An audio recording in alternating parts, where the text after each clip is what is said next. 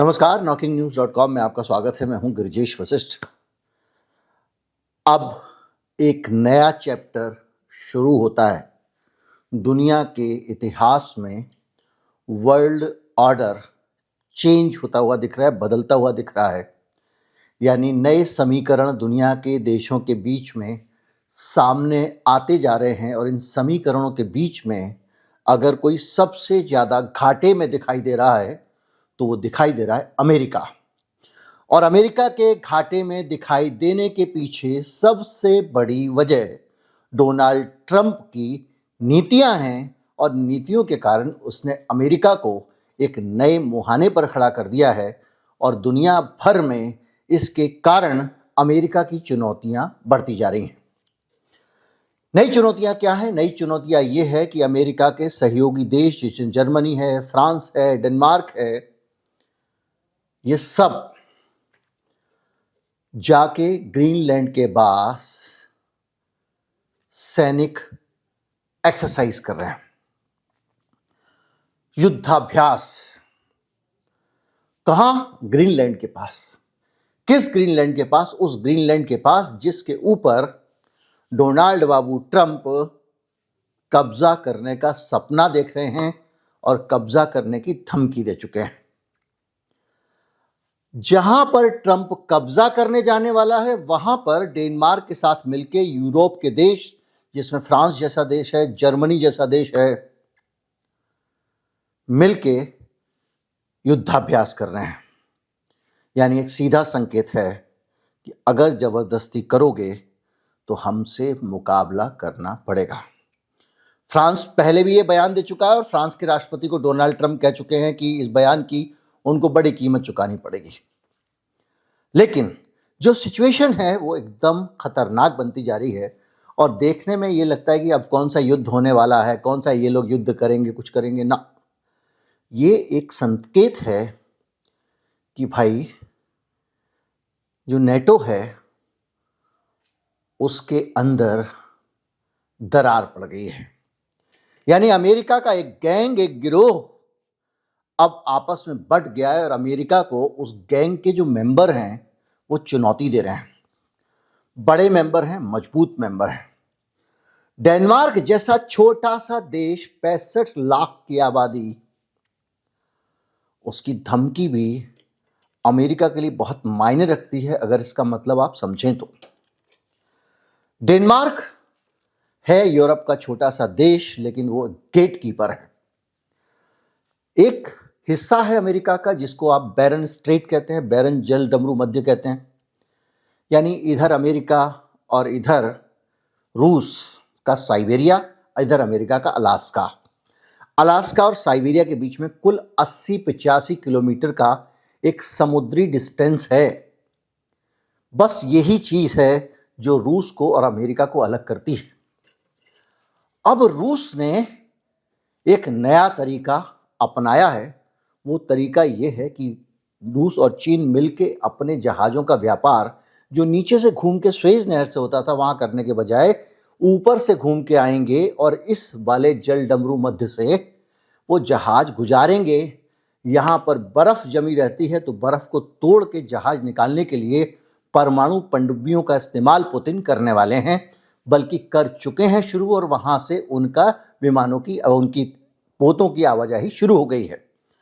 America को इस जगह पर जाने का कोई वैध और नैतिक अधिकार नहीं है जब तक कि डेनमार्क उसको अपना मेहमान नहीं बना था, जब तक डेनमार्क ने नाटो के तहत ग्रीनलैंड में अमेरिका को अपनी सेनाएं इकट्ठी करने का अधिकार नहीं दिया। तो वो छुटका सा ग्रीनलैंड, माफ कीजिए, डेनमार्क उससे बहुत छोटा है।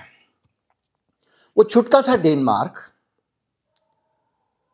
कहीं भी अमेरिका के लिए चुनौती नहीं बन सकता, बंदूक नहीं चला सकता, उसके पास अपनी सेनाएं नहीं हैं, उसके पास अपने युद्धक विमान नहीं हैं, लेकिन वो पहरेदार है अमेरिका का। हालत ये है कि उसी जगह से अमेरिका के मिसाइल अर्ली वार्निंग सिस्टम काम करते हैं। यानी अलास्का के आसपास के इलाके से, अंटार्कटिका से कोई भी मिसाइल आएगी तो डोनाल्ड ट्रंप का ये जो गोल्ड डोम बना रहे हैं, इसको तभी पता चलेगा जब वहां के राडार काम करेंगे।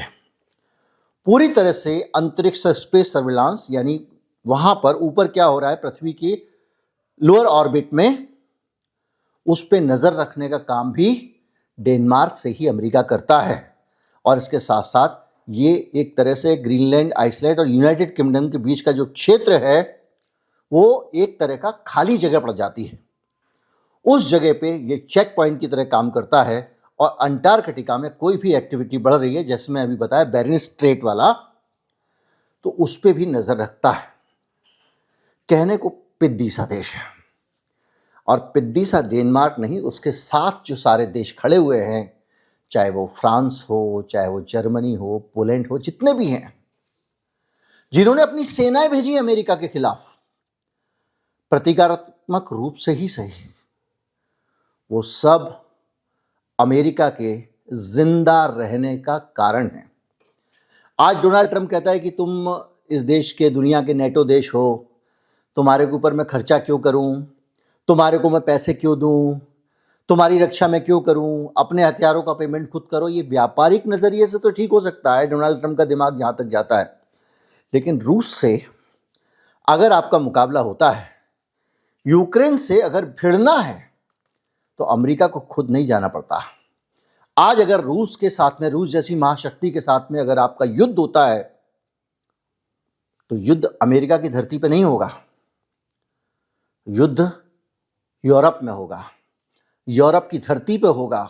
यूरोप के देश लड़ रहे होंगे पुतिन से और रूस से। ये जो सिचुएशन है, ये अपने आप में बताती है कि डोनाल्ड ट्रंप भले ही उन देशों के साथ में, उनको रक्षा का उन्होंने वरदान दिया हुआ है। क्या है कि वो नेटो का मैं कई बार जिक्र कर चुका हूं, अनुच्छेद 5 है उनके समझौते का, जो सबसे इंपॉर्टेंट है कि एक पे हमला होगा तो दूसरे पे भी हमला माना जाएगा। वो जो ताकत है, उसके कारण अमेरिका जिंदा है। दूर दूर जो नाटो सहयोगी हैं, पहले उनकी लाश से गुजरना पड़ेगा तब अमेरिका तक पहुंच पाओगे। इसके बदले में वो भी ये मांगते हैं कि कभी हम पे संकट होगा तो अमेरिका खड़ा होगा, यानी तेरा दुश्मन मेरा दुश्मन, एक पे हमला होगा तो सब पे माना जाएगा। और ये जो ताकत है अमेरिका की, डोनाल्ड ट्रंप ग्रीनलैंड पे हमले की धमकी देके इसको तोड़ रहा है, यानी 2 टुकड़े कर रहा है नेटो को, या कहें कि नेटो को छिन्न भिन्न कर रहा है। जो काम आज तक पुतिन नहीं कर पाया, जो काम चीन नहीं कर पाया, जो अमेरिका की रीढ़ तोड़ने का काम कोई नहीं कर पाया, उस काम को डोनाल्ड ट्रंप ने कर दिया। अगर ये ग्रीनलैंड पे हमला करता है तो नेटो हमेशा के लिए टूट जाएगा। क्यों? क्योंकि ग्रीनलैंड नेटो का सदस्य है। नेटो का जो पूरा का पूरा करार है, वो ये कहता है कि किसी भी सदस्य पे हमला होगा तो सबका दुश्मन माना जाएगा। ये सब देश यूरोप वाले तो साथ निभा रहे हैं और कह रहे हैं कि हाँ, हम नेटो वाले, हम तुम्हारे साथ खड़े हैं। लेकिन अमेरिका, जिसके हित में नेटो का गठन हुआ था, उसको अगर वो अपने ही नेटो समूह के देशों पे हमला करेगा तो एकता टूट जाएगी। और डोनाल्ड ट्रंप ने वही काम किया है। फिर मैं गोरबाचेव बोलता हूं तो आप लोग कहते होंगे कि ये एक ही बात को दोहराए जा रहे हैं, लेकिन ये इतिहास में एक लिखा जाने वाला सच है जो हमेशा याद रखिएगा, स्थापित हो रहा है धीरे धीरे। अभी तक की जानकारी के अनुसार जर्मनी, मैंने बता दिया, फ्रांस, नॉर्वे, नीदरलैंड और कनाडा अपनी सैन्य गतिविधियां ग्रीनलैंड की सुरक्षा के लिए बढ़ा चुके हैं। डेनमार्क तो है ही। ये अपने आप में एक बड़ा सवाल है और नेटो के अंदर विभाजन का एक बड़ा संकेत है। नेटो का सचिवालय, नेटो के महासचिव सबको मना रहे हैं, दादा भैया मान जाओ, लड़ो मत। लेकिन ये ट्रंप तो अपनी अलग ही दुनिया चलता है। मैंने आपको बताया था कल कि किस तरह से उसने ईरान को डिस्टर्ब करके, वेनेजुएला को डिस्टर्ब करके रूस का तेल की बिक्री का कारोबार बढ़ा दिया। जो उसने भारत पर प्रतिबंध लगा के कम किया था, उससे कई गुना ज्यादा बढ़ा दिया, बिक्री बढ़वा दी डोनाल्ड ट्रंप ने। यानी आज दूसरे चैनल पे आप वीडियो देख लीजिए, किस तरह से डोनाल्ड ट्रंप ने सीधे सीधे चीन को और ज्यादा शक्तिशाली बना दिया। और चीन अब पूरी दुनिया में अपना सामान बेच रहा है, उसकी सामान की बिक्री बढ़ गई है और अमेरिका के प्रतिबंध के बावजूद बढ़ गई है। तो उसको फायदा हो गया। वो अमेरिका के इतर भी उसने बहुत सारे बाजार कब्जा कर लिए जिन पर दूसरे देश एक्सपोर्ट किया करते थे। और अभी ये जो घटना है नेटो वाली, आप ग्रीनलैंड पे हमला करोगे या आपने वेनेजुएला में जो किया, ये आपने क्या किया? आपने कुछ नहीं किया। आपने एक सर्टिफिकेट पे लिख के दिया, आज से अगर यूक्रेन पे तुम कब्जा करते हो पुतिन, तो तुम्हारा अधिकार है, क्योंकि मैं भी ऐसा ही कर रहा हूं। मैंने नज़ीर पेश कर दी है।